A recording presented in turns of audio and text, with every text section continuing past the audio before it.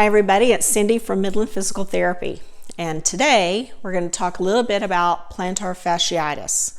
I don't know if you know what that means, but there's a lot of people that have had this symptom or condition. So the medical term is a little confusing. So plantar means basically the bottom of the foot is what we're talking about, not the top of the foot, but the symptoms are at the bottom.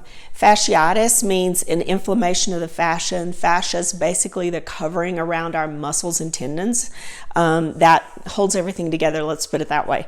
So plantar fasciitis starts here at the heel, and then it will spread or follow the fascia along to the toes. So there's lots of exercises you can do for this, but I'm going to give you 3 that you can do at home that's fairly easy, fairly safe to use. The first one is going to be using a cold can of cola or a bottle of cola or a frozen bottle of water. So one, inflammation is best reduced using cold, not heat.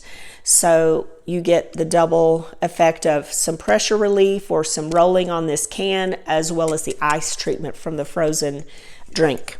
So with Nicole here on her right foot, she's going to roll this from her bottom of her heel to the toes in this area, not the tip of the toes, but sort of where your foot would hit the ground when you're walking. And she's going to do this for maybe 5 minutes, applying as much pressure as she feels that is relieving the discomfort.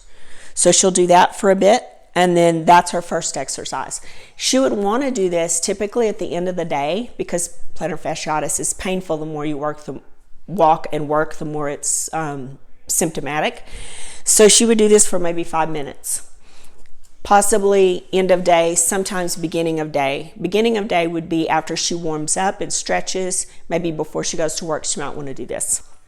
The next one we're going to do is a big toe stretch. So what I find when I evaluate my patients for plantar fasciitis, I normally will find that the big toe does not pull back very far. Because of the tendon placement and how it runs along the bottom of the foot, that big toe is tight on going up, and it's also painful because you can feel it sometimes when it's really tight, stretching all the way to the heel where the plantar fascia begins because of its attachments and such and how the fascia runs. So if she were a runner, running, there's less big toe extension or bringing it back in running than there is in walking. So in walking, it's an average of 70 degrees that big toe has to come back. And you can imagine just walking, if that toe is not going all the way back, you're going to have more pain in your plantar fascia area.